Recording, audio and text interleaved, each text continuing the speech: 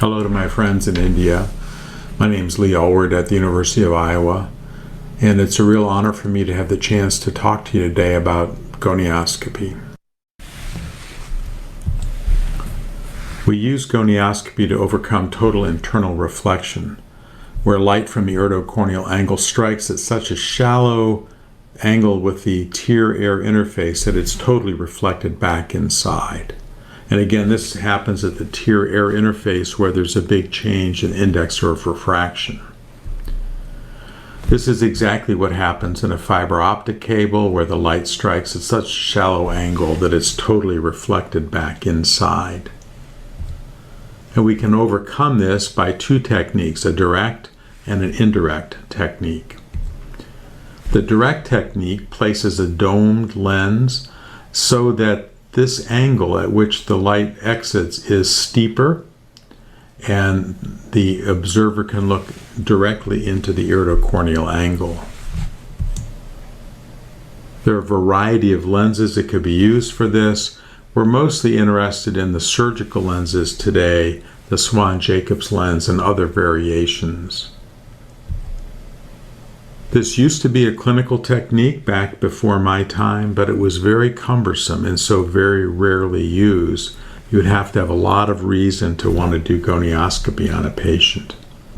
But usually I would only use direct gonioscopy for angle surgery, in this case doing a goniotomy on a little baby. With the advent of minimally invasive glaucoma surgeries, the MIGS, direct gonioscopy has become really important again as a tool for things like the eye stent or GATT, gonioscopy-assisted transluminal trabeculotomy.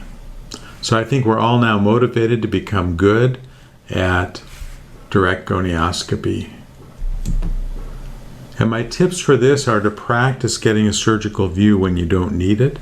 Maybe at the end of a cataract surgery or other surgery, set the microscope and lens up and just take a look at the iridocorneal angle. Be good at getting a view of the angle. So here I am doing a goniotomy. You can see that I have the microscope tilted back towards me. The patient is tilted away from me so that I can look directly into the angle. And lastly, become a great gonioscopist. Work in the clinic at understanding the anatomy of the iridocorneal angle so that when you're in there surgically, it's not all muddled for you. Indirect gonioscopy is what we use in the clinic, where light strikes a mirror and comes back parallel to the optical axis. I typically in the clinic will use a 4-mirror lens. The prototype is the Zeiss lens, which is no longer made. But the advantage of the 4-mirror lenses are that they're convenient. It's easy to see the whole angle. They're great for indentation, which we're going to talk about in a second here. The downsides are that it's a little bit harder to master than the Goldmann style big lens, and it requires a very light touch. So seeing corneal folds should not be part of your routine exam. So again, you can see all 4 parts of the angle without moving the lens. If you just move it a few degrees, you can see all 360 degrees. I use a Posner style lens, which is basically a Zeiss lens but now made out of plastic with a incorporated handle. I like the handle. Some people prefer the Sussman lens, which has no handle, and that's kind of whatever your choice. I don't have time to go over all the examination techniques, but I really want to talk about 2 things, corneal wedge and indentation, because if you learn these 2 things, it will make you a better gonioscopist. The corneal wedge is a way of identifying Schwalbe line, or the anterior border of the trabecular meshwork. You take a very bright, narrow beam, offset it from your oculars, and that will split it into 2 lines on the cornea, a very crisp internal beam and a sort of fat and fuzzy external beam. And they illuminate the face of the sclera, the scleral corneal interface here, and they join up as Schwalbe line. As we can see in this painting, you can use the joining of these two lines to identify Schwalbe line, the anterior border of the meshwork. So this is when it's most useful. This is a young boy, very little pigment, and I would never be able to find his trabecular meshwork except I find the meeting point of these two lines, and that is Schwalbe line right there.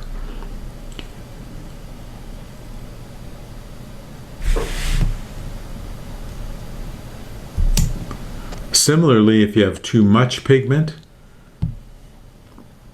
the corneal wedge can tell you where the trabecular meshwork starts. This eye has lots of stuff going on, but if I follow the internal and external beams, it tells me that this is the anterior border of the trabecular meshwork here. All this stuff up here is a Sample-Lacey line.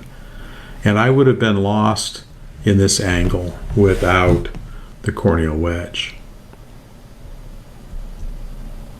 This is an eye in which I have absolutely no idea what's going on.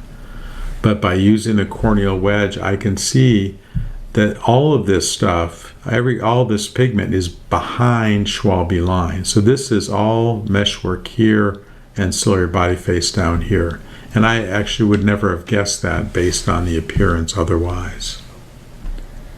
This is an eye where the angle is almost closed, and you can see that there's just the Schwalbe's line is right here just above the iris.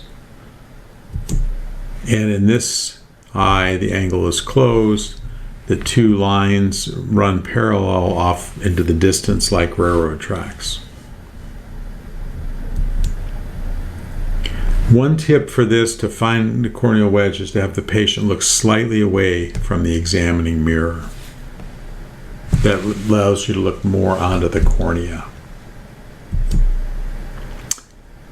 Indentation gonioscopy is really critical. You need a lens that has a small area of contact, like a Posner or Sussman lens. And when one pushes in, you can see the corneal folds. This side of the angle stays tethered closed with synechia. This side opens up. This is an angle that's closed. I indent, you can see the corneal folds, and I can see the trabecular meshwork. This is an example here. This is just a Sample-Lacey line. This is a closed angle, and as I indent, you will see the trabecular meshwork really pretty easily come into view. So this is an eye you would anticipate would do great with an iridotomy. Again, it's closed. I push, and it opens up. This is a really interesting angle. I initially would think that this is trabecular meshwork, scleral spur. I'm going to do a trabeculoplasty. I'm going to come fire along here. But when I indent this eye, what you'll discover is that actually was not the trabecular meshwork. That's just a Sample-Lacey line. That's what I thought was meshwork and spur. But this is actually a trabecular meshwork and scleral spur. And if I had done a trabeculoplasty there, I would have just welded the angle closed. I find indentation really helpful for plateau iris syndrome, whereas we know the ciliary body is very far forward. There's a very steep drop-off in the periphery. If I did a Van Herrick test, the angle would look fairly wide open, and that would deceive me. On gonioscopy, what I see is that when I indent, I push the iris back, it forms a double hump. It drapes over the ciliary body and then drapes over the lens. And this is really great for diagnosing plateau iris. I indent here, and I can see this roll, and I can see trabecular meshwork. And just an example here, steep drop off in the periphery, I'm pushing, and you can see this roll in the periphery, almost like you can imagine that the ciliary body is holding this iris up. All of these materials are available on my gonioscopy and curriculum websites, which are free resources. Thank you.